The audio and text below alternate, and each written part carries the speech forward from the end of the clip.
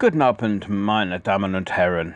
Yes, that bout of German heralds our return to Thursday night league action, as we visit Austria for our away tie against Rapid Vienna.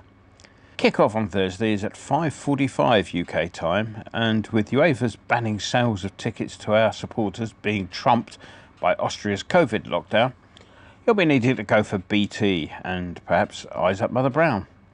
So Rapid then.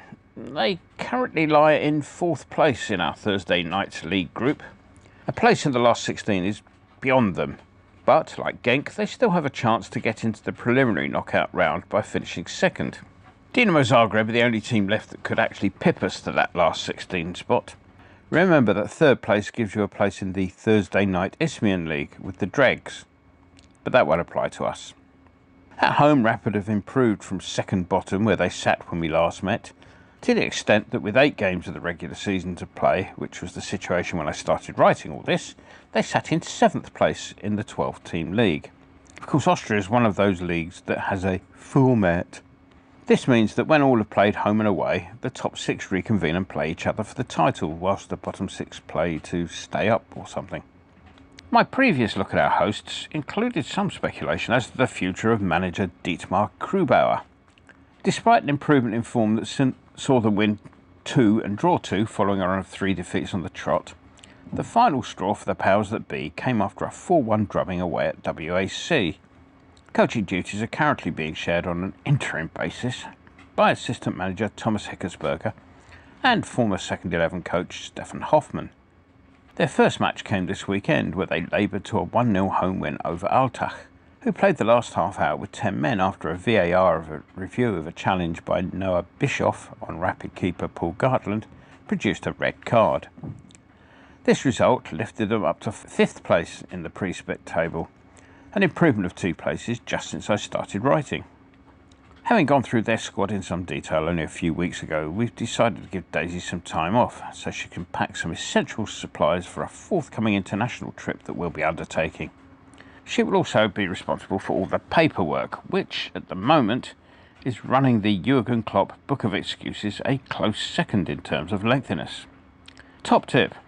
When applying to enter the United States of America, the answer to the question asking you whether you intend to commit an act of genocide is most definitely not, "I'm sorry, I don't think we'll have the time." Back to Rapid, and they've got a number of injury issues. They might find themselves with a bit of a goalkeeping crisis on their hands. Richard Strebinger started out as first choice this season, and he started in the reverse fixture at the Olympic. However, he has since picked up a shoulder injury that has kept him out for 13 games in all competitions. The aforementioned Gartland has deputised. However, the number 3 choice, Bernard Unger, has also picked up an as yet unspecified injury, so they might be a bit short between the sticks. Other possible absentees, and again hard info is not that easy to obtain, include the former Stoke defender Kevin Wimmer and Dejan Petrovic. Wimmer's status is unclear, him being listed only as having an injury, whilst the latter's cruciate ligament will definitely keep him out. And so we'll move on for a quick look at the wild and wacky world of association football. Ole Gunnar Solskjaer finally got the least surprising sacking since, well, Nuno Espirito Santo, I suppose. Solskjaer supporters used to sing a little ditty that contained the lyric, "Ole's at the wheel," which instantly reminded one of that chap from E17 who, despite being at the wheel, managed to run himself over. My only concern is that they might employ a replacement who has some idea of what they're doing, before we can get a deal for Lingard over the line.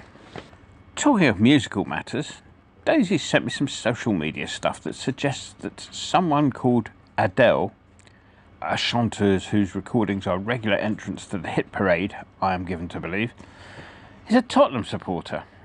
Daisy did play me a selection of her songs, and I have to say that, based as they are on how miserable her life seems to be, she certainly seems to be following the right side. And so to us, well, that's one tough file under the bad day at the office. An odd player here or there having an off day can usually be dealt with, but when you've got several in that boat, the task borders on the impossible. And so it turned out against the Wolves side, who thoroughly deserved their win. Thankfully, as mentioned, we appear to be taking things sensibly, so much as we don't get carried away when we have a good run, we won't all go hand-wringing when we get the occasional reverse. We'll learn a lot from how we deal with things in our next league match.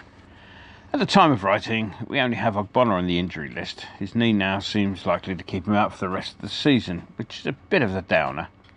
Adele would probably manage a whole double album if she supported us, having read that. That's an area we probably ought to be looking at strengthening when the window opens.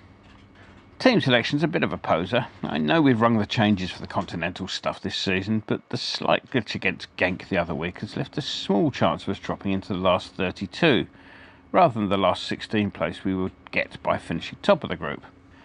My inclination would be to stick out a strongish side. A win would seal top spot, and we could then rest players for the final group game against Dinamo Zagreb. My initial boundless optimism for this one has been tempered slightly by the lack of non-flatness shown at the weekend.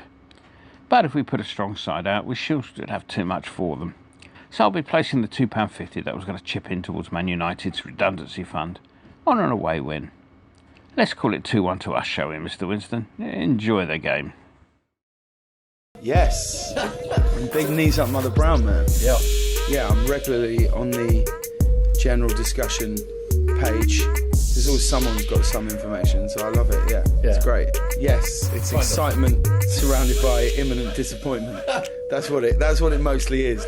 Get on the forum at kumb.com. Come on, you irons.